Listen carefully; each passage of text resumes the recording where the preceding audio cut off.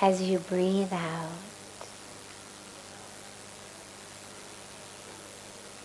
it means I am that.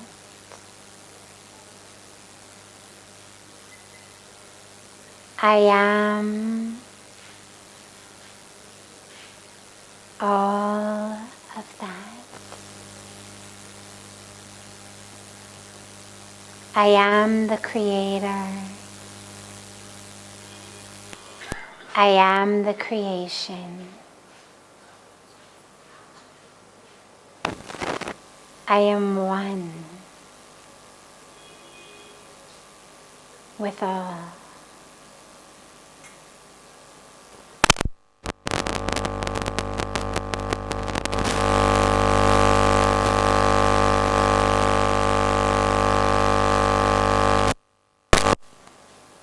To anchor itself in this mantra, as the awareness stays merged with the breath, as it flows in and flows out.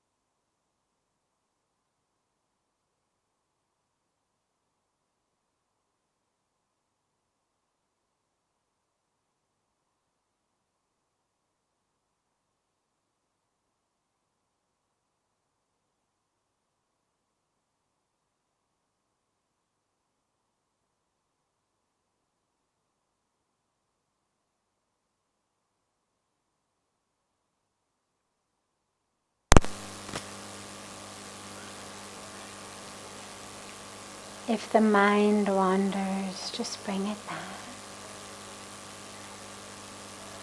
back to this very moment, back to this very breath.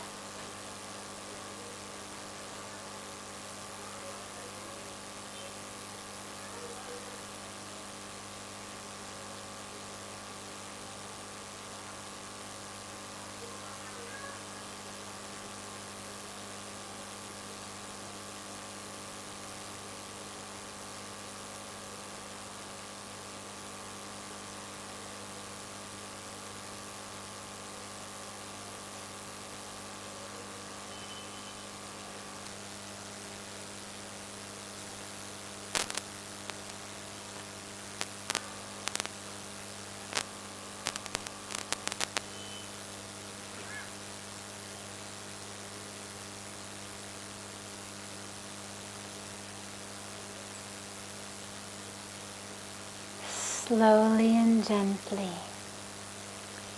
bring the palms of your hands together at chest level and just rub them gently against each other.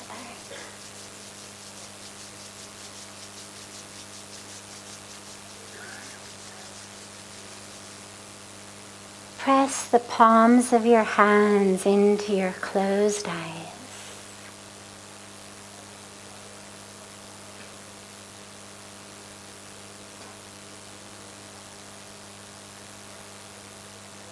Slowly lower the hands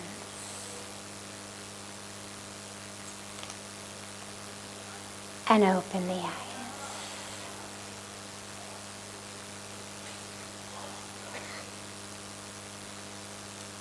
Welcome to Satsang.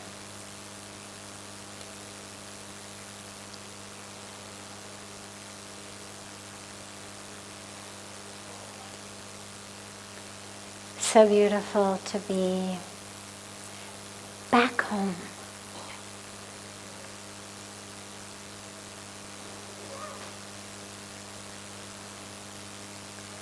We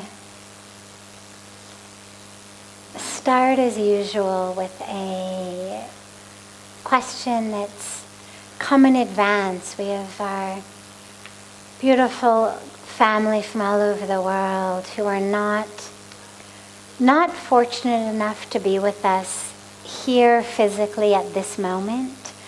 And so they send in questions online through social media, through email, through different ways. And out of love for the fact that they're not able to be here, we begin with a question that's come in from them.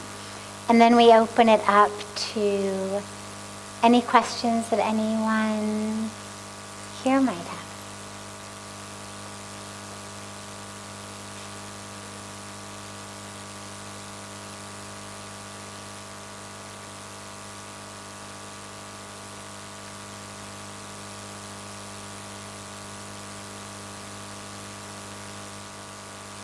What is the process to find the answer to who we are and what we want when the answer is different for every person?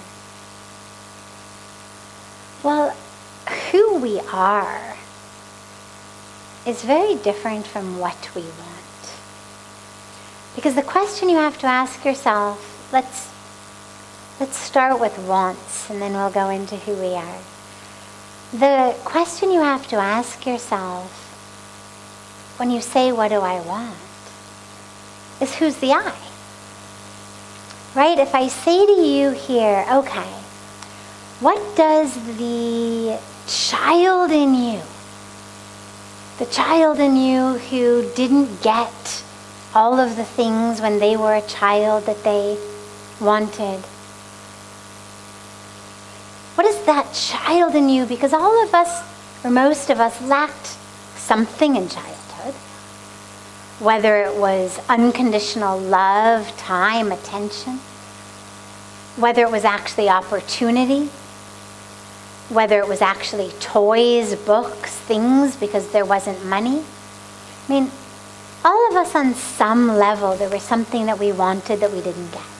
So if I say, okay, what does the child in you want? You'd give me more than 100 different answers. Because you all had different childhoods. There was something different for each of you. Then if I say, what does the professional in you want? Now, of course, you're all different professions, different goals of professions, different ages, different stages in life. If I say, what does the professional in you want? Again, you're going to give me 100 different answers. If I say to you, what does the mother or father or son or daughter in you want? Well, you'll give me maybe not 100 different ones, some overlap, but you'll give me dozens of different answers based on the relationship that you have with your mom, your dad, your son, your daughter. So what we want depends on who's the I. And if you say, what does your heart want? What does your heart want? Then you go deeper. What does your soul want? So before we can even talk about getting what we want or knowing what we want, we have to have some idea of which is the I we're even asking about. The unfulfilled child, the professional, the one in relationship, the husband, the wife, the mother, the father, the son, the daughter, the friend, the one conditioned by society. We've all got desires that have been based on what we've been conditioned by society to want. Money. big houses, big cars. It's very interesting. If you take young kids, unsocialized kids, you hand them, $100 bill versus a white piece of paper. Well, the overwhelming vast majority of them are going to want the white piece of paper because they can draw and color and make something out of it. It's not till we get older that we start to be told, oh, this $100 bill is actually of more value than the white paper, even though you can't draw on it, even though you can't do anything with it. So that's the socialized us, the indoctrinated us. In order to know what we want, you have to ask yourself, which I am I looking to please? And I'm not saying there can only be one. I'm not saying negate or neglect your roles, your relationships, your careers. But those desires, those wants have no end. You get one, you want another. Get one, want another. Get one, want another. It's the nature of desire. It's the nature of the mind. The question to ask yourself is, what does I who has stayed the same through every relationship, through every gain and loss, through every change of my body, of my role, of my career, of all of that. What is that I want? Who is that I? And interestingly, the answer isn't different for all of us. The answer actually is the same. It manifests differently because we're different containers, but the answer is the same. Who are we? We're soul. We're spirit. We're love. Doesn't matter what noun you use, what description you use, we're pointing to something that is one, that is the same, but that's reflecting in each of us differently. Like if you've got the sun, and then we've got 100 or 200 or 1,000,000 different containers, different sizes, different shapes. Some have water, some don't. Some are wide, some are narrow. Some have a little water, some have a lot of water. Some are made of clay, some are translucent glass. Well, they're all going to reflect that sun in a different way, based on what that container looks like, based on what it's made of, based on how much water is inside of it. But they're all reflecting the same sunlight. And that's one way of thinking about all of us in our diversity. We've got different beautiful containers, but we're actually all reflecting that same sun, that same divine. And so, to know that, the only way to really know that is through an internal practice. An internal practice of meditation. You can listen to me say it. You can listen to dozens or hundreds of other teachers say it. You can read it. But in order to know it, you actually have to go deep. Right? I can tell you a recipe. I can read you the menu. But you've got to actually eat it in order to fill your own stomach. I can describe for you this mouth-watering, wonderful food I just ate. But if you actually want to have that feeling of fullness in you, you must eat it as well. And so in order to actually know who you are, you have to actually have that personal experience. We go within. We meditate. We pray. We chant japa, the recitation of a mantra. We do seva, selfless service, to purify the mind, the ego, to become just vehicles, vessels through which the divine flows. To break those separations between us and truth. And then what you want starts to actually become much more clear.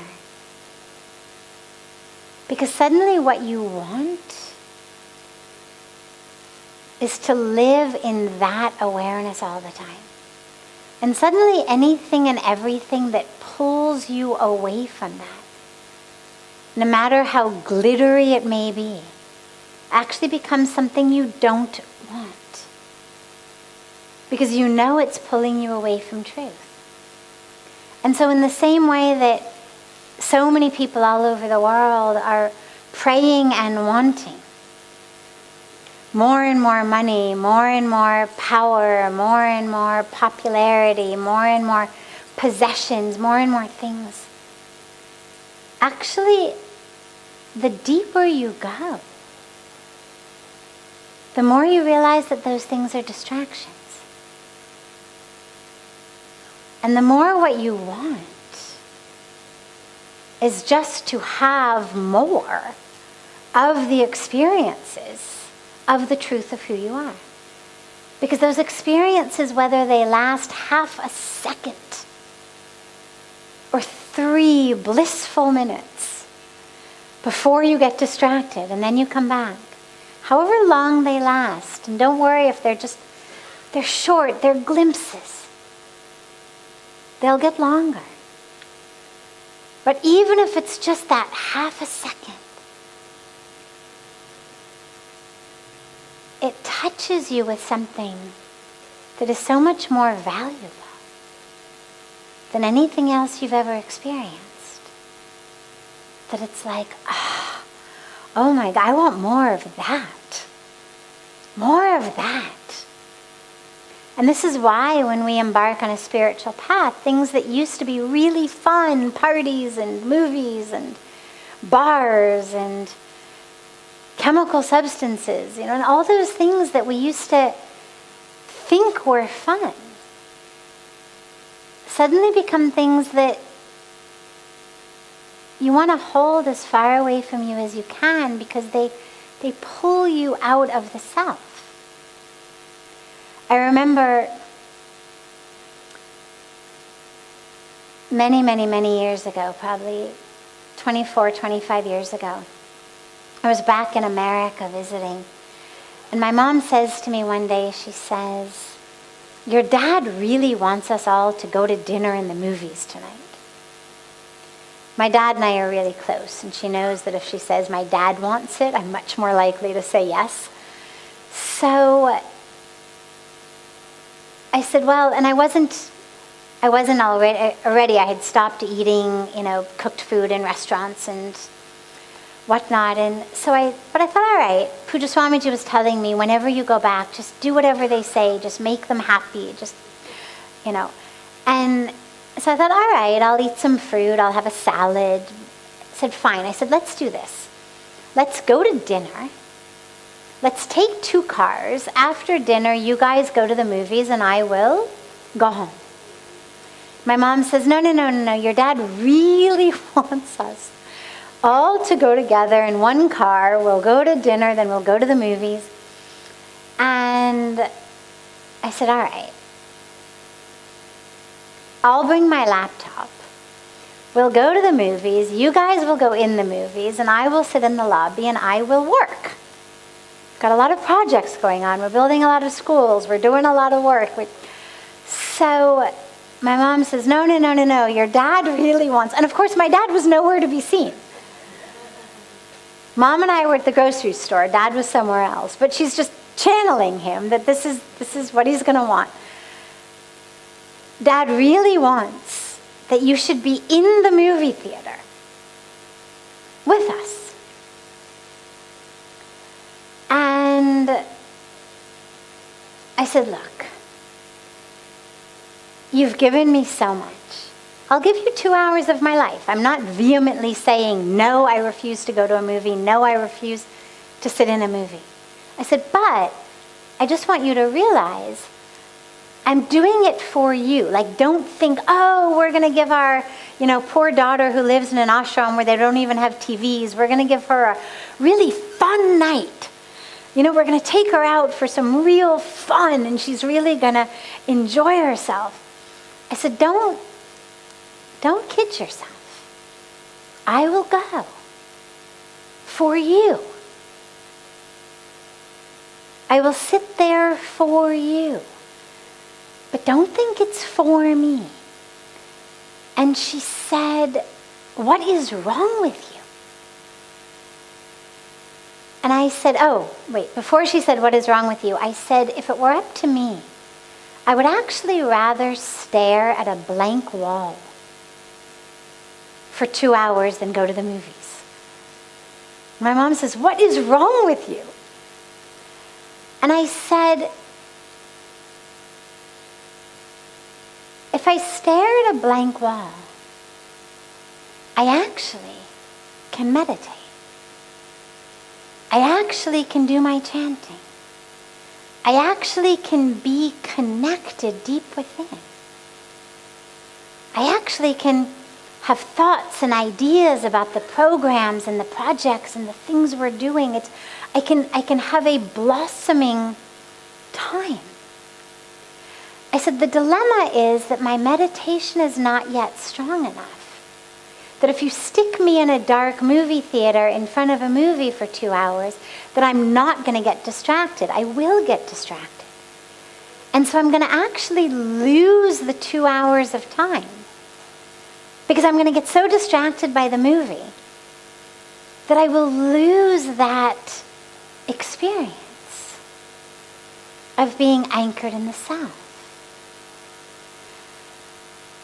And I share this because this is what happens to so many of us in different ways, is you think you want something. Dinner and a movie, right? I mean, sounds like a great night, dinner and a movie. And of course she had said I could choose any movie. Dinner and a movie.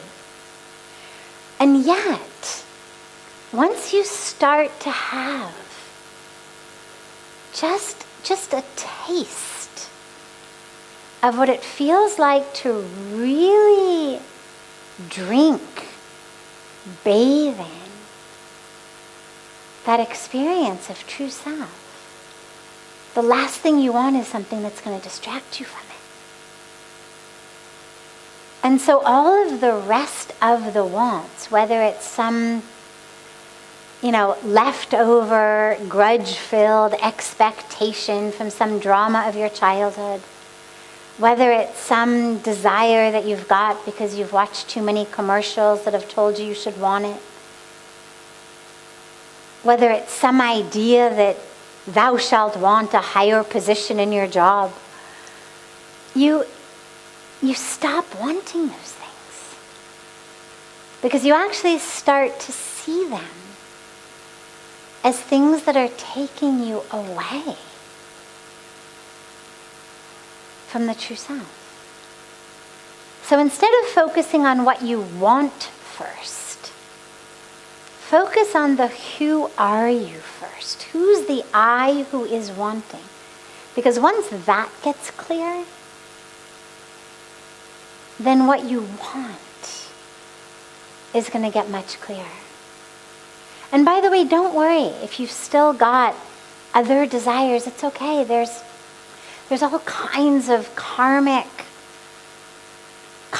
things that we all have to work through. That's what we're here for, our karmic journey, this package that we've been given. And whatever's in it, you'll go through it. So don't allow the desire to be, I wish I didn't have this desire. The desire is there, okay, embrace it. Recognize it, see it. Doesn't mean you have to give in to it. But at least acknowledge it, see it, okay. So here I am, part of my karmic package is to have this desire, okay. Nothing wrong with it. It's just there. Sometimes you're meditating and there's a fly buzzing around your head. It's just there. Doesn't mean you have to kill it. Doesn't mean you have to eat it. But it also doesn't mean that you have to give up your meditation. It's just there. And we start to learn to see things in our karmic package as just there. Ah, yes, there's that fly buzzing desire. Oh yeah, there's that fly buzzing fear or other particular issue or neurosis I may have, whatever it is. Just there it is. Okay. And I'm going back to my meditation. Just bring the awareness back. Just bring it back.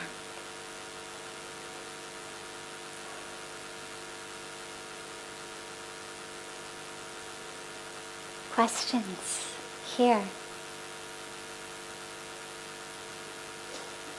Yes. So, what when your mom, in case my mom, she keeps insisting that I have to do the things that she wants me to do, and it's been, as you know, like 12 years that I'm coming, and still is a problem. Yeah. I mean, I don't know what to do anymore. So, what do we do with family members? Mothers in this case, but they may be other family members, who want us to be doing things that aren't in alignment with what we know to be our dharma. Well, the first thing is to have compassion. With my mom, it was fear. It was fear that, see, you have to realize, in my case, she had known this girl become woman for 25 years. She knew me well. There was a sense of, we've got this relationship going, and yes, there's difficulties and drama, but basically we work it out. And then suddenly, I'm no longer the person that she thought I was. And that's very threatening.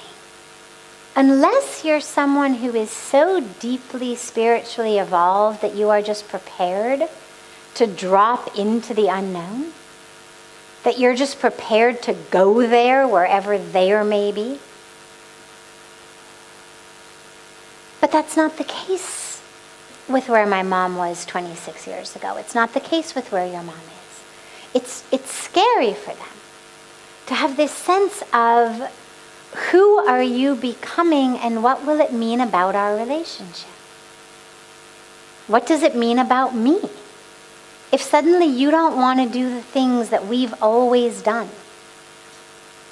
if suddenly you're not the person I identify as my daughter, well then who am I? I mean, so much of our parents' identity is wrapped up in being the mother or the father of this being.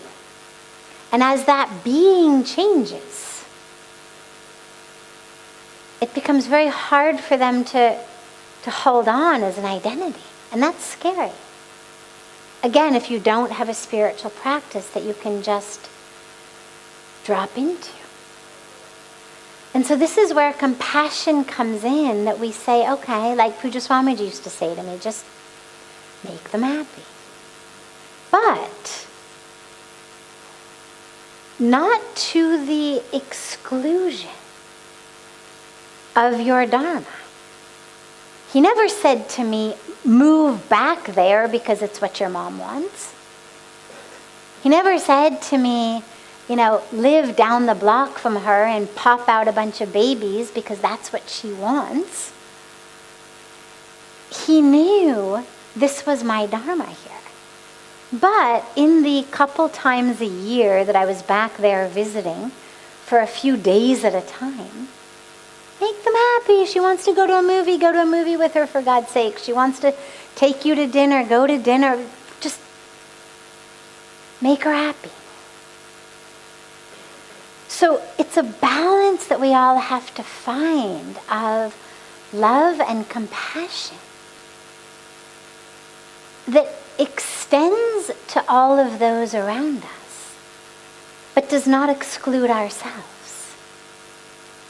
So it's not compassion for her instead of compassion for me, or understanding for her instead of understanding for my dharma. It's both. And that isn't easy. But that's what the requirement is I have the first obligation is to my own dharma. That's what I was born for. That's why each of us came onto earth, is to fulfill our dharma. Along with that, part of our dharma is in relationship. To loved ones, to family members, to our global family, not just blood family, but our global family. We have responsibilities, duties to them. And so we fulfill those duties and dharmas without sabotaging the duty to our own dharma to ourselves. But don't let yourself get upset. Why does my mom want me to do these things? It's all right. The why doesn't matter. Just, she wants it, okay. Doesn't mean you have to do all of it. Do some of it. But I'll tell you what I've learned, which is ultimately at the core, what they want is to make sure that they're not losing you in heart. And so the more you fight about the little things, the more they hold on, because the more they get afraid that they're losing you.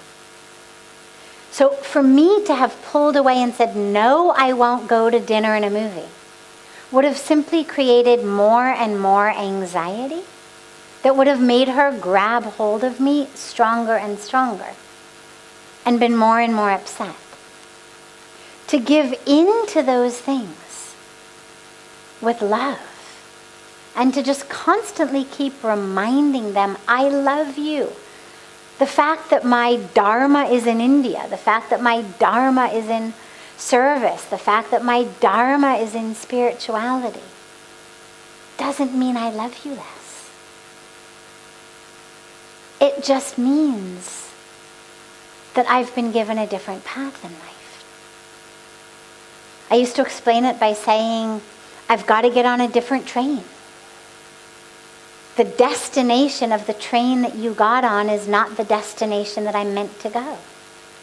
It means I can't get on the same train. So explain it as best as you can with love. Keep loving. Do what you can, but don't forsake your duty to your dharma. Because not one of us is here to ensure that our loved ones don't have to face the situation that arises when we live our dharma. And sometimes it's difficult for a little while. But actually, by living your dharma, it's got this ripple impact on those around you that actually it makes them have to go through temporary, uncomfortable situations of readjusting, reevaluating, re-understanding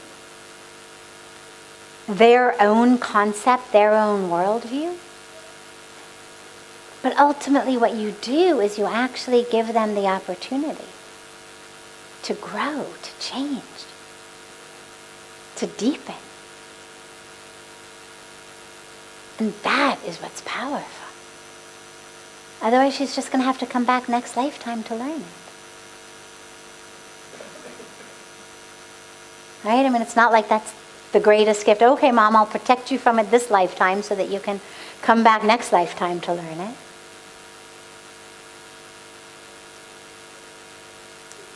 Teach it with love and caring and compassion.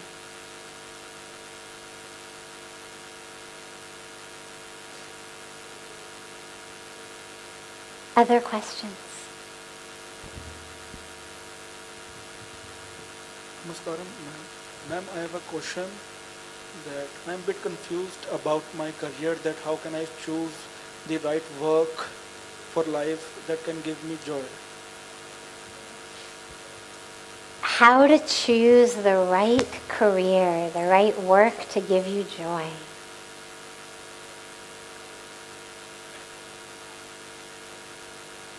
Choose that which enables you to bring as much joy to others as you possibly can. If you can figure out a way to get paid enough to put food on your table while bringing joy to others, I can't think of a better job. All of the research, all of the science shows us over and over again that we actually experience much more joy when we give to others than when we do for ourselves. They've done hundreds, probably thousands by now, of different studies on altruism, on giving. The most famous one that we studied when I was back as a psych student 30 years ago was a study where they took students in university or in grad school, and half of them they gave, maybe it was $20, maybe it was $50, I don't remember the dollar amount, some little bit of money. And they said, take this money, go out, and spend this money on other people all day. You cannot spend even 1 penny of it on yourself. You have to spend it on others. The other half, they said, they gave them the same amount of money. The other half, they said, take this money, go out, and do something for yourself. Enjoy yourself. Buy something you want. Do something you want. Spend it on yourself. And at the end of the day, they all came back. And what they found, and have continued to find over and over and over again, is that those who spent the money on others, time and again, were so much more happier, so much more fulfilled, had such a better day than those who had spent the money on themselves. So, from a scientific perspective, aside from spirituality, spirituality, of course, tells us, give, give, give, serve. Flow like Mother Ganga for all. But science tells us the same thing. You want to be happy? Give to others. Serve. So if you're looking for a job, looking for a career, the very best career counseling for happiness advice I can give you is find a way to put food on your table, clothes on your body, that enables you to serve others as much as you can. Not only is it the best from a karma, dharma, spiritual perspective. But it's actually the best way for you at the end of every day to feel happy.